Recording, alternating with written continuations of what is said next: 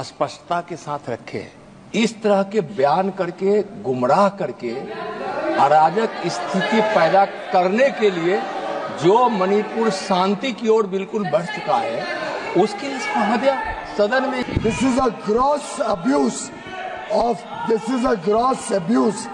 of the chair's indulgence. This is a gross abuse. No. Sayani Ghosh ji.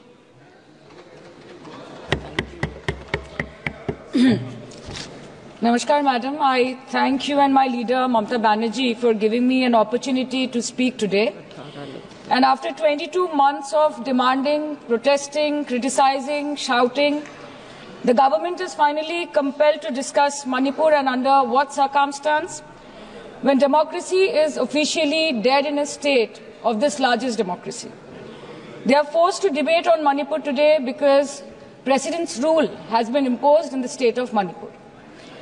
Madam, Manipur के मुद्दे पर पिछले 22 महीनों में विपक्ष ने लगातार सवाल उठाए। कभी चर्चा ना होने पर हमने वॉकआउट किया, तो कभी मकर द्वार पे धरना दिया। लेकिन हमें सबसे ज्यादा उम्मीद जिनसे थी हमारे आदरणीय प्रधानमंत्री जी, ना उनके मन में मणिपुर के लिए कोई जज्बा दिखा और ना ही उनके बातों में मणिपुर का कोई जिक्र उठा। 600 दिनों से ऊपर चल रही एथनिक वायलेंस मैडम, 240 से ऊपर मणिपुर के भाई और बहनों की मौत, 1500 से ज्यादा जख्मी लोग, more than 5,600 arms, 6.5 lakhs rounds of ammunition looted from police armories, करीबन 68,000 इंटरनल डिस्प्लेसमेंट, 13,000 से ज्यादा स्ट्रक्चरल डैमेज, कई लापता लोगों की डायरी, लगातार दहशत की खबरें। फिर भी सरकार ने अपनी चुप्पी मणिपुर पर नहीं तोड़ी। Madam, in the past 22 months, every individual has taken to the streets of Manipur, protesting and demanding peace. The apex student body of the Northeast staged a protest against the Prime Minister and the Home Minister for their failure to handle the crisis. The Indigenous Tribal Leaders Forum, the Kuki Front, organized a mass rally alleging that the central agencies were cherry-picking in order to appease the majority community at the expense of the minorities. Madam, कल तक Meitei community के महिलाओं ने protest stage किया और home minister को अर्ज किया कि आप जाएं और मणिपुर में शांति लाएं। अध्यक्ष महोदय, कम्युनिटी चाहे कोई भी हो, मणिपुर के लोग हमारे अपने लोग हैं और हम आपसे बस यही कहना चाहते हैं कि whether you like this fact or not, Manipur इस देश का ही हिस्सा है। मैम, 550 से ज्यादा civil society organisations, retired bureaucrats, police officers, activists, lawyers, filmmakers, journalists, academics, writers, they had to unitedly issue a public statement urging the Honorable Prime Minister to speak out about the ongoing ethnic violence in Manipur, but there was pin-drop silence from the Prime Minister's end. और जब वो पहली बार बोले तो उन्होंने मणिपुर के अब के हालात के लिए कांग्रेस की तब की सरकार को कोसा, जबकि मणिपुर में डबल इंजन उन्हीं की चल रही थी। Sir, only a few empty words were spoken by the Prime Minister and not even a single substantial step was taken by the central government to handle the Manipur crisis. It was the widespread reporting of this shameful incident of public humiliation of 2 tribal women which led to the judicial intervention of the Supreme Court demanding accountability from the state government. And unfortunately, the United Nations too raised alarms about the blatant abuse of human rights in Manipur, citing reports of extrajudicial killing and sexual violence. What is the point? What is the point? What is the point of discussing Manipur, madam? What is the point of discussing the budget of Manipur? Manipur has experienced higher inflation rates every month since violence broke out in the state. 70% of Manipur lives in the villages with a monthly inflation rate of 10 to 12%, the highest inflation among all states in the country. Youth employment in Manipur is at 23%. मंत्री जी, मणिपुर पर इसी सदन में बार बार बातें रखी गई है। नहीं रखी गई, रखी स्पीच रखी गई, गलत बात है। और गृह मंत्री जी भी, प्रधानमंत्री जी भी अपने भाषण के क्रम में वहां की स्थिति को बड़ी स्पष्टता के साथ रखे। इस तरह के बयान करके, गुमराह करके, अराजक स्थिति पैदा करने के लिए जो मणिपुर शांति की ओर बिल्कुल बढ़ चुका है, उसके लिए महोदय सदन में इस तरह से क्यों बोला जा रहा है महोदय? Budget for healthcare slashed by 23% and 11.5%, and budget for education slashed by 17% and 5.6% in the past 2 years. Budget for nutrition has been cut by 25%. Social security spending for tribal communities have seen a massive cut of 47%. And price rise is bleeding every family dry, no matter what their ethnicity be. What has the Manipur budget demands of grant proposed for reducing inflation and ease supply chain for the network of the state?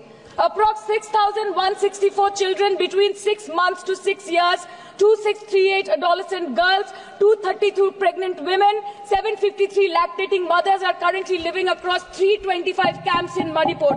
By April 2024, 554 babies were born in relief camps since the violence erupted, including 2 maternal deaths as per official data. Madam, media reports के अनुसार चुराचंदपुर के एक relief camp में 80 से ऊपर लोगों की मौत हो चुकी है, कभी ट्रॉमा तो कभी मैलन्यूट्रिशन तो कभी बीमारी से। एक 36 साल के नौजवान ने एक रिलीफ कैंप में अपनी खुद की जान ले ली। 665 days of continuous conflict assaulted the well-being of 30 lakh people of Manipur. Youth has no future. Women and children are cramped in the relief camps. Elderly says that they have no hope for the future. आज बंगाल में एक मच्छर भी मरता है तो BJP वाले वहां पे प्रेसिडेंट्स रूल बोल के चिल्लाते हैं, लेकिन जब तक आपके डबल इंजन राज्य में आपके ही मुख्यमंत्री ने इस्तीफा नहीं दिया, तब तक आपको ख्याल नहीं आया कि जिंदगी धूप तुम घनास आया। Madam, my humble question is, if president's rule was the solution, why was it not imposed months ago, when people were continuously dying and houses were set ablaze? After allowing Manipur to burn for months, today you are here with a bouquet of rosy promises. Please remember, Madam, please remember, Madam, please remember कि फिर नहीं rule जो है 66, 67 and 68 president rule जिसकी ये बात कर रही हैं वो आइडेंटिकल बिल है जो कि इस हाउस के पास है। प्रेसिडेंट रूल पर डिस्कशन होने वाला है, इसीलिए इनको फाइनेंस बिल पर केवल फाइनेंस की बात करनी है। नो प्रेसिडेंट रूल पर बात होनी है।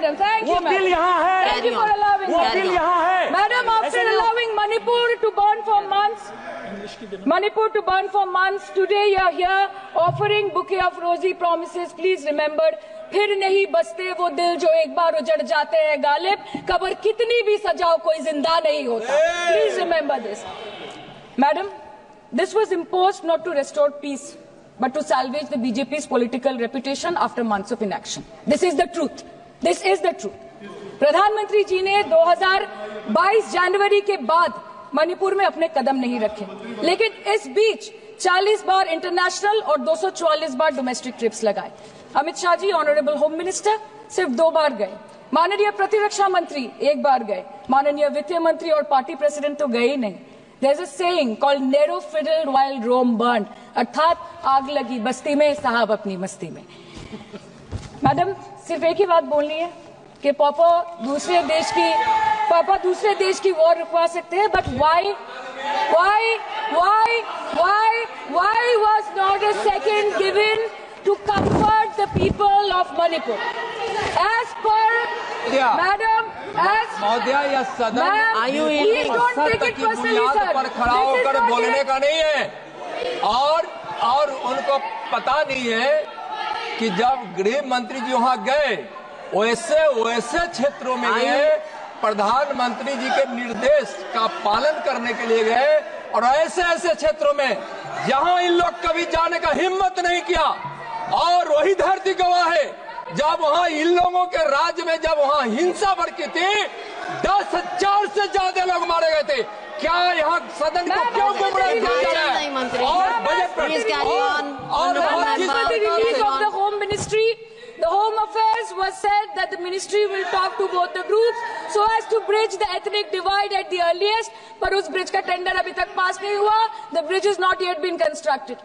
Mr. Shah visited Manipur on 29th May 2023 and constituted a peace committee under the chairpersonship of Governor of Manipur. But there has been no development since. बाद में देखा गया that the governor को जबरदस्ती वहां से हटा दिया गया because she echoed the voice of the people of Manipur saying that Manipur के लोग दुखी है, मणिपुर के लोग अपसेट है. उन्होंने सिर्फ मांगा था कि प्रधानमंत्री एक बार आए और उनसे मिले. इसमें इतनी गलत बात कुछ नहीं है madam. Is this the reason why the government always shies away from discussion and debate? The truth is double engine ran over the people of Manipur. The double engine, your double engine ran over the people of Manipur.